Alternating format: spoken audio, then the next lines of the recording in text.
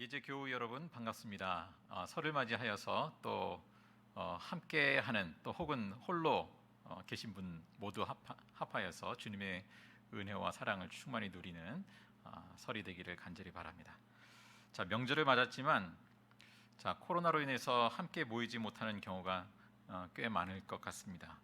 그동안 줄곧 영상 메시지를 이제 주일 중심으로 그렇게 준비해 왔습니다만 설 메시지도 처음으로 영상으로 담아 보았습니다. 개인적으로 혹은 함께 메시지를 또 함께 나눌 수 있기를 바랍니다. 오늘 본문의 소돔 이야기는 명절에 나누는 말씀 치고는 꽤 충격적입니다. 이 시간 본문을 비롯하여 19장에 등장하는 소돔 사람과 롯, 아브라함의 그 삶의 유형을 차례로 보면서 주님의 음성을 귀 기울여 들어볼 수 있기를 간절히 바랍니다. 본문에서 첫 번째로 살펴볼 삶의 유형은 소돔 사람들의 삶입니다. 약자를 향한 억압과 불의에 둔감해진 삶이라 하겠습니다. 소돔은 어떤 도시인가요?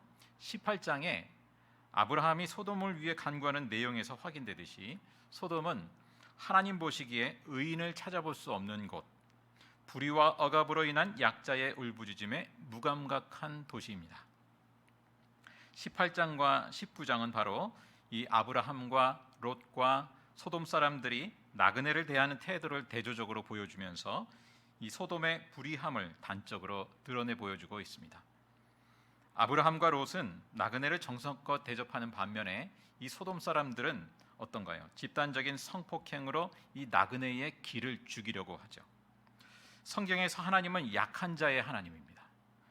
힘없고 의지할 데 없는 사람들, 즉 고아와 과부와 나그네에게 한 것을 하나님 자신에게 한 것으로 말씀하신다는 점에서 소돔 사람들의 행위는 하나님을 진노케 하는 것이었습니다. 그런데 소돔 사람들뿐만 아니라 롯의 가족들도 소돔의 죄악에 둔감하여진 모습입니다. 그래도 소돔이 살기 좋다라는 것이죠. 나그네로 온 두 천사가 소돔 멸망이 임박하였음을 경고하며 떠나라 함에도 불구하고 이 롯의 아내는 주저하죠. 결국 그 소돔에서 이룬 그 삶의 기반, 그 소유에 대한 미련을 버리지 못하고 소금 기둥으로 결국 남게 되고 말았습니다. 롯의 두 딸도 주님의 은혜로 목숨을 건지긴 했지만 오늘 본문에 이어 기록된 그들의 생존 방식을 보면 소돔의 타락한 문화를 닮았습니다.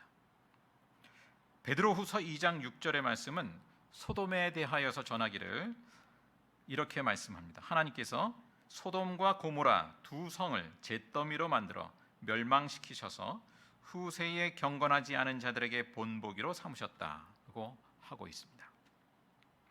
자, 본문에서 보여주는 두 번째 삶의 유형은 도덕적 의는 있으나 눈에 보이는 대로 생존의 논리를 따라서 살아가는 롯의 삶입니다. 롯은 아브라함의 조카죠. 롯은 아브라함과 한 지역에서 목축을 하면서 살다가 이제 가축이 점점 늘어나게 되면서 한 지역에서 살 수 없게 되었습니다. 아브라함은 롯에게 먼저 장소를 선택하게 하죠.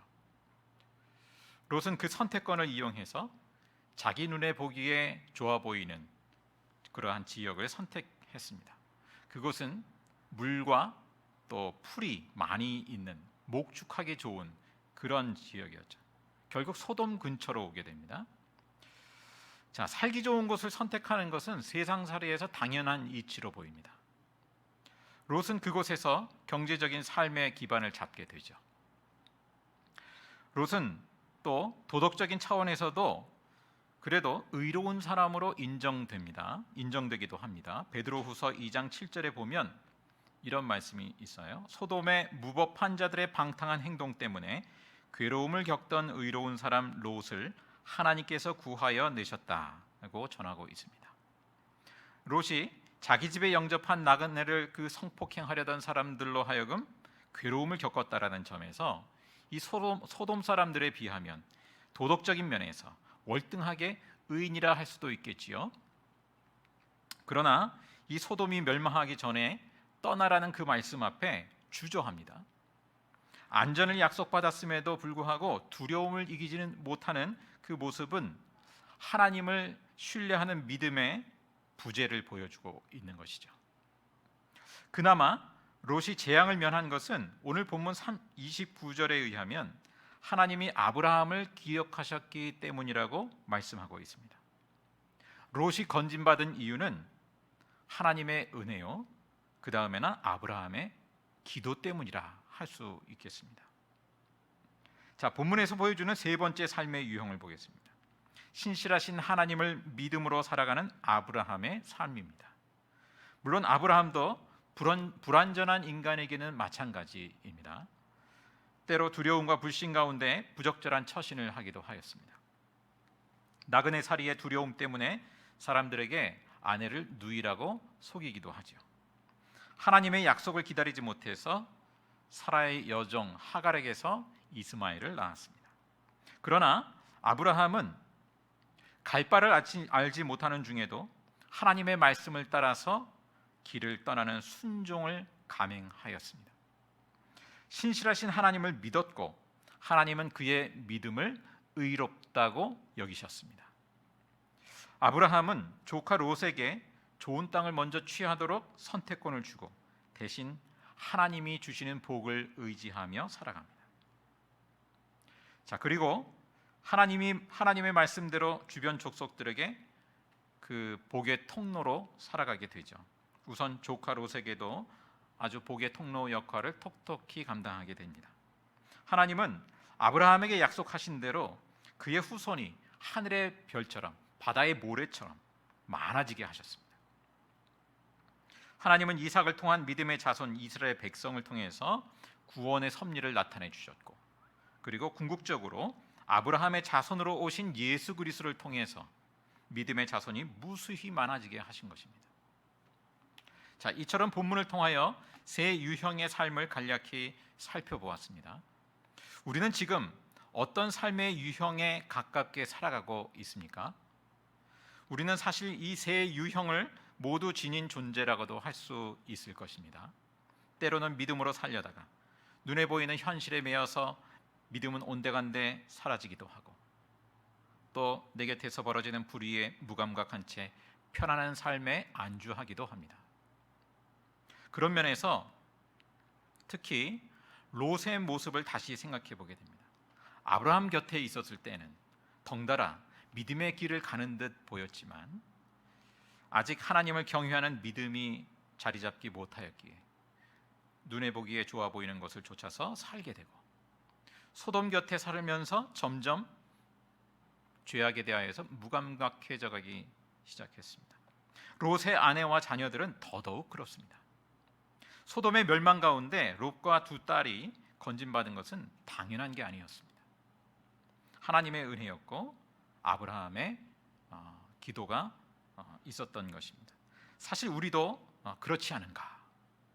하나님은 소돔의 멸망에서 롯을 건져내듯이 죄와 사망 가운데서 예수님의 십자가의 은혜로 우리를 건져내셨습니다. 다시는 죄의 종로로 타지 않고 눈에 보인 대로 마음을 빼앗겨서 살지 않고 신실하신 하나님을 믿음으로 영원한 생명을 살도록 하셨습니다. 그 과정에는 아브라함처럼 나를 위해서 기도하고 섬긴 이들이 있죠. 하나님께서 아브라함을 인하여 롯을 건지셨듯이 이제는 우리의 기도와 섬김을 통해서 무사람을 위한 축복의 통로가 되게 하셨습니다. 오늘 말씀을 좀 더 넓게 생각해 본다면 모든 사람들이 이 땅의 나그네들이다라고 할 수 있을 것입니다. 뿐만 아니라 모든 사람들뿐만 아니라 모든 생명이 이 땅의 나그네로 살고 있습니다. 지금까지 우리 인간은 직간접적으로 또 다양한 방식으로 이루어지는 그 사람 간의 폭력에 둔감하였다, 그렇게 생각이 됩니다. 뿐만 아니라 이 코로나와 기후 위기와 또 생명 다양성 위기라고 하지요. 이러한 것들을 통해서 우리 인간이 온 생명들과 생태계를 향한 그 폭력에 둔감하였음을 점점 깨닫고 있습니다. 코로나 가운데 맞이하는 이 설날에 그 예제의 온 가족 또 친지들을 비롯하여서 우리의 곁에 나그네로 있는 이웃과 또 온 생명에 이르기까지 그리스도의 은혜와 평화를 나누는 그러한 관계가 되기를 간절히 바라며 주님의 이름으로 축복합니다.